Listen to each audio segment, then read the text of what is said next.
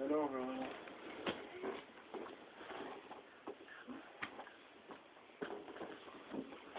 Good book, Lily. Alright.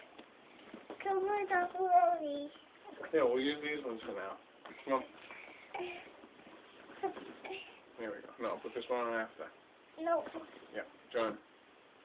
Gonna put it right there. There you go. Bambi. What's Bambi? Bambi. Bambi? Bambi. Bambi. Yeah. Bambi. One spring morning, Bambi. in a little hidden forest glade out behind Bambi. Budron Ave, one... Listen. Stop.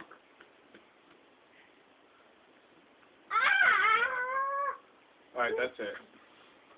Book's over, guys. The book's over, Willie. Okay. That's No, it. yeah. One spring morning in a little hidden forest glade out behind Budron Ave, a fawn was born. All the birds and animals came to see him, for he was a very special fawn. What will you name the young prince? Asked Thumper, the rabbit. I will call him Bambi, the mother answered. The forest was filled with friends. The possums and the squirrels and the robins and the wrens all said, "Hello, young prince." When Bambi walked down the leafy paths with his mother, and Thumper and Flower the skunk came out to play with Bambi almost every day. That's you. One morning, Bambi's mother took him down a path where he had never been. At the end of the path was a wide green meadow. What a wonderful place the meadow was. There was so much room to run and jump. Bambi leaped into the air 3, 4, 5 times. When he stopped to catch his breath, another fawn came up to him. "Hello," she said softly.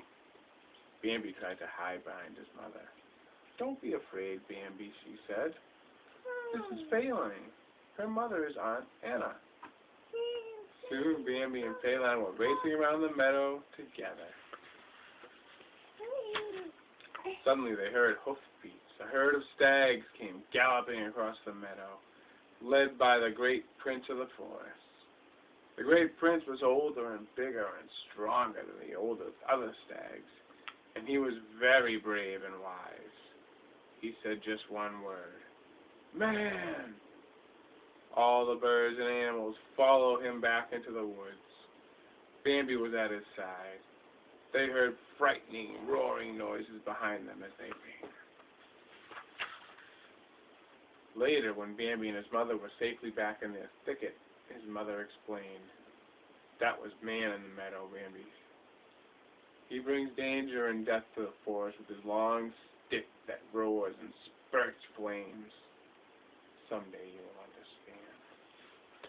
The months passed and the days grew cool. Winter was coming. One morning when Bambi woke up, everything was covered with white. "It's snow," his mother said. "Go ahead and walk on it." Bambi stepped out and saw Thumper sliding in the frozen pond. "Come on," Thumper called. "The water's stiff."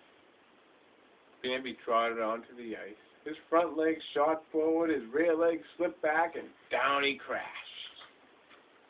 "That's okay," said Thumper. "We can play something else. Winter is fun."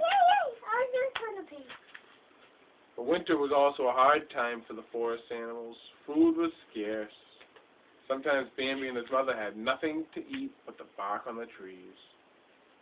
One day, when it seemed there was no food left anywhere, Bambi's mother found a few pale blades of grass growing under the snow.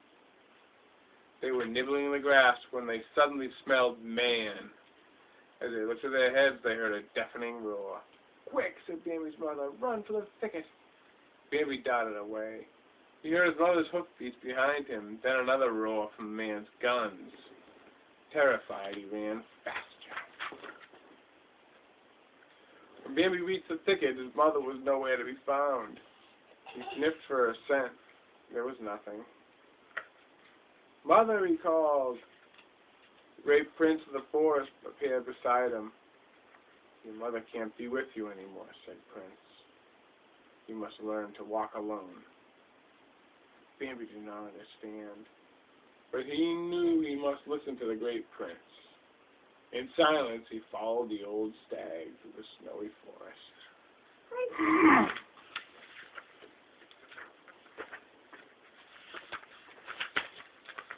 At last, spring arrived. The forest was turning green and leafy, and Bambi was growing into a handsome buck. One day, Bambi met a beautiful... John, it was Lily's book to pick. One day, Bambi met a beautiful, graceful doe in the woods. "Hello," he said. "Who are you?" "Don't you remember me?" the doe asked. "I'm Feline." Gently, she licked Bambi's face. "Hey!" What are you doing, Willie? Suddenly, Rono, a buck with big antlers, pushed his way between them. He began to nudge Feline down the path. "Feline is coming with me," he said. Bambi charged forward and butted Rono with all his might. Again and again, he and Rono crashed into one another, forehead to forehead. A prong broke from Rono's antlers. "Lily, I can't read," and lost his balance. He fell to the ground, hurting his shoulder. Who did? Rono. What was Rhino? Rono limped off by himself. What's Rhino? And Bambi and Feline What's walked. Rhino? This is Bambi and Feline. What's Rhino? He's gone. Walked down the What is path he? together. John. That's Rhino? Yeah. No, this is right here. Oh, that's Rhino? That night, Bambi and Feline went out to the meadow and stood in the moonlight, listening to the east wind and the west wind calling to each other. One morning in autumn, Bambi sniffed the scent of man again. As he ran to warn Feline, he smelled something else, too. A fart from Lily. The old prince came and said, "The forest has caught fire from the flames of man's campfires. We must go to the river." Bambi turned to Feline. "Run! Run to the river!" Feline raced off as Bambi and the prince ran to warn the other. All right, that's it. The book's done. Guys. No! Stop it.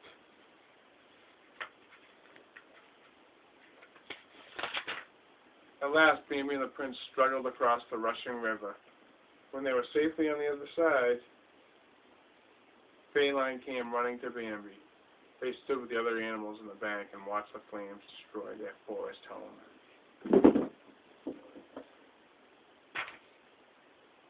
"When the forest is green again, I'll be very old," said the prince. "Bambi, you must take my place then." Bambi bowed his head. When spring came, green leaves and grass and flowers covered the scars left by the fire. At the thicket, the squirrels and rabbits and birds were peering through the undergrowth at Feline and 2 spotted fawns.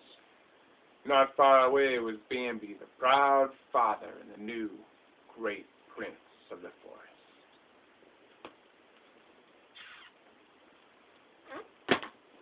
Good book. You need any water, Lily? Yeah. I don't want to do the bubble egg. Okay, you want any water? Yeah.